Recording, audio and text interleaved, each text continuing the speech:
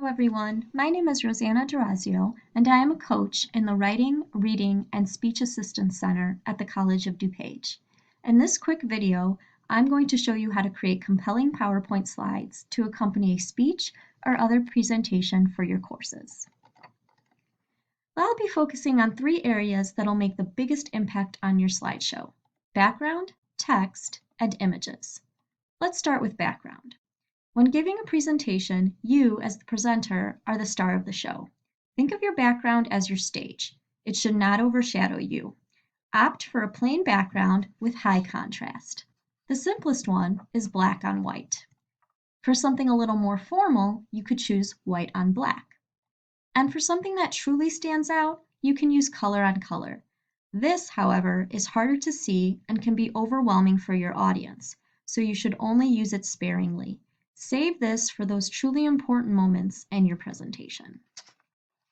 I also want to point out that you don't need a slide for every moment of your presentation. There can and should be some pauses or moments of transition. There also might be moments when you want the focus to be solely on you, not the screen. For these moments, use a blank slide. It allows the audience to rest and listen to what you are saying. Next, let's move on to text.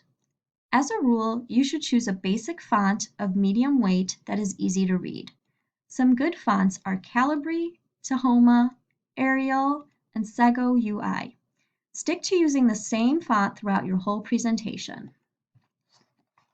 Your font should also be large enough for your audience to read.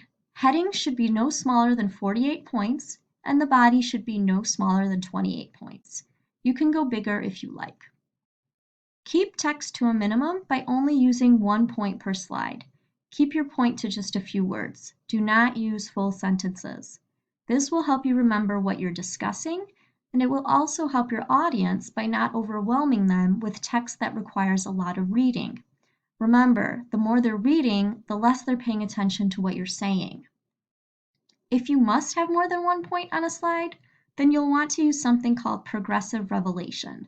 This is what happens when you only reveal 1 point at a time rather than showing all points together. You can easily do this in PowerPoint by using the animation feature, as I have done here. Finally, there's only one exception to the no sentences rule. If you have an important quote that you would like to read along with your audience, go ahead and put the full quote on the screen. Read it out loud to them while they follow along. For example, this quote reads, "Simplify and limit the number of words on each screen. Use key phrases and include only essential information." Don't forget your citation at the end of your quote. The last feature I'll cover in this video is images. When used properly, images can really enhance your presentation. The main thing to remember here is that images should be used intentionally. Use them only when they help you tell your story or prove your point. Stick to real photographs rather than clip art, icons, or other similar images. And finally, don't simply add images to take up space. Not every slide needs an image.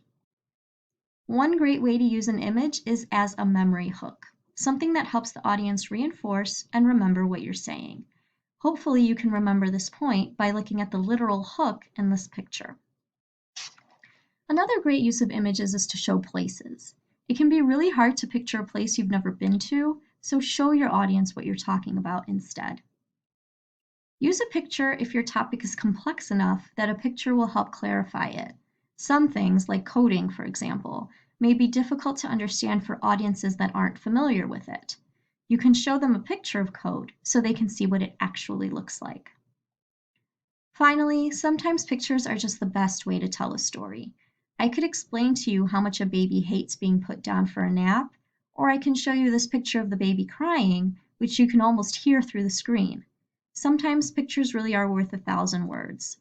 Try to use full bleed pictures, that is, pictures that take up the entire slide like this one, whenever you can. It's a lot more immersive than a small picture on a different background.